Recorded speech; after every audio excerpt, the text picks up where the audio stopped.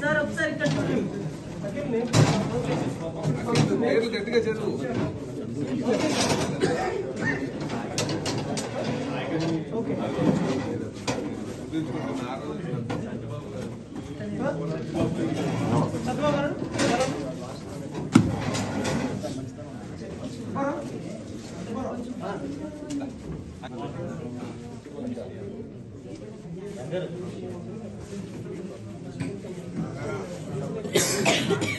కొంచెం వెనక్కి అన్న, కొంచెం వెనక్కి రండి అన్న.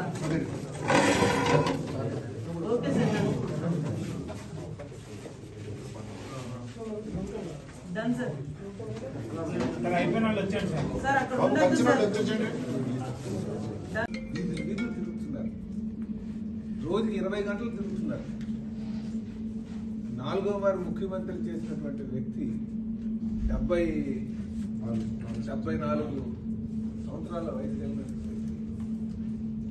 నేను కష్టాలు ఉంటే నాకు నిద్ర పడదు, కష్టాలు ఉంటే ప్రజల్లోనే ఉంటాను అని ఆలోచన. గత 5 సంవత్సరాలు తీసుకుంటే, గత పాలకుల యొక్క ఆలోచన తీసుకుంటే, ఇంట్లోనే ప్రజలకు అండగా ఉండాలి, చేతనైతే సహాయం చేయాలి, లేదంటే ఒక సూచన చేయాలి. అంతేగాని పిచ్చి పేలాపం ప్లేసి వెళ్ళిపోయి లండన్ కూడా బయలుదేరిపోయినట్టున్నాడు. ఈ రోజే లండన్ వెళ్ళిపోతామంటే ఈ రోజు ఉండడం మళ్ళీ, ఈ రోజు ఉంటే రేపు వెళ్తున్నాం.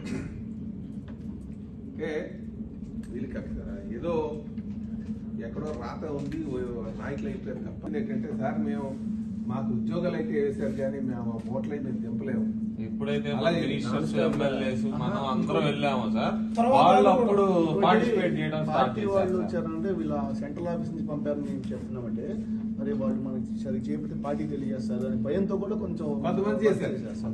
నిన్న కూడా మీరు వచ్చి 3 అవర్స్ ఉన్నారండి సార్. అక్కడ కూడా మీరు వచ్చినప్పుడు వైఎస్ఆర్ కాలనీకి వెళ్ళినప్పుడు మేమంతా తిరిగి అందుకే అంటున్నాను, నాయకుడు గమనిస్తున్నాడంటే అధికారి పనిచేయాలి.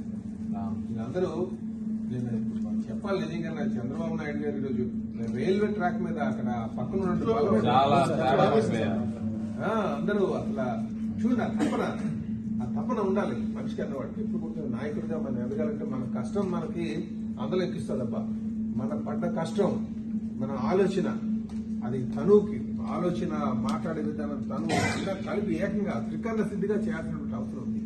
త్రికరణ సిద్ధిగా ఎప్పుడైతే మనం శుద్ధిగా మనం చేసామో ఫలితాలు అద్భుతంగా వస్తాయి. మీరు గుర్తించుకోండి, ప్రతి ఒక్కరికి కూడా కష్టపడిన వారికి గుర్తింపు వస్తుంది, కష్టం వృధా పోదు. ఇది నాకున్నటువంటి నమ్మకం. అందుకే మేము ఖచ్చితంగా ఈరోజు మీరు ప్రజల్లో వారి కష్టాలను చూసి నిజంగా తెలిసినందుకు మీ అందరికీ కూడా నేను మరొకసారి నేను పేరు పెడితే ఇబ్బంది ఉండదు కదా. అలాగే మీరు గమనిస్తే గత ప్రభుత్వానికి ఈ ప్రభుత్వానికి, గతంలో ప్రభుత్వం ఉన్నటువంటి కార్యకర్తలకి ఈ ప్రభుత్వంలో కార్యకర్తలకి ఆ వ్యత్యాసం చాలా క్లియర్ గా కనిపిస్తుంది. చాలా క్లియర్ గా కనిపిస్తుంది. నాకు సీనియర్ ఐఏఎస్ ఆఫీసర్లు చెప్పారు, మీ వాళ్ళు వచ్చిన తర్వాత మా వాళ్ళ కదిలేదు, నిజంగా చాలా అందుకున్నారు. చేద్దామనే ఆలోచన మాకున్నా, చేసే పరిస్థితి మాకు కనిపిస్తుంది. మీ వారు వచ్చారు, వాళ్ళు చూసిన తర్వాత మాకు ఉత్సాహం. సింగనగర్ లో వాళ్ళు బ్రిడ్జి మీదకి మమ్మల్ని పానీ లేదు సార్. ఫస్ట్ రోజు 3 దాకా వాళ్ళు మేము పంపించండి అన్నారు. ఏం లేదు సార్, పోలీసు అందరూ ప్రశాంతంగా బోట్లో. అంతకుముందే మేమంతా యాక్స్టేషన్స్ కి బాగా అలవాటు పడిపోయి రెగ్యులర్ గా ఏదో యాక్టివిటీతో ఉండేవాళ్ళం. 3 నెలలుగా ఏంటంటే అంతా గవర్నమెంట్ వచ్చేసింది, గ్యాప్ వచ్చింది. ఈ టైంలో మీరు కరెక్ట్ టైంలో మమ్మల్ని మీరు యాక్ట్ కూడా మాకు సంతోషదాయకమైన విషయం సార్. దాన్ని సరైన రీతిలో ముందుకు తీసుకెళ్ళారు. సరైన రీతిలో మీరు అందరూ స్పందించారు. మరొకసారి మీ అందరికీ కూడా నేను ధన్యవాదాలు తెలియజేస్తాను. ప్రాంతాలు గురైపోయారు సార్, ఎందుకంటే ఎప్పుడు కూడా చూడలే. ఈ రోజు ఈ ముంపుకి కారణం కూడా ఈ అక్రమ మైనింగ్ కూడా కారణం.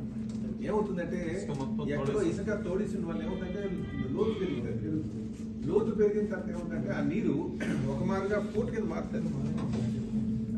పోటు కింద మారి అది గట్టు తగ్గటువంటి పరిస్థితి వస్తుంది. అందరూ సారథ్యంలో, యువనాయకుల సారథ్యంలో మీరంతా అద్భుతమైనటువంటి సహాయ చర్యలు మీరు తీసుకున్నారు, సహాయ కార్యక్రమంలో పాల్గొన్నారు. ఎందుకంటే విజయవాడ ఎప్పుడు కూడా కని విని ఎరగినటువంటి విపత్తులో చిక్కుకుంది.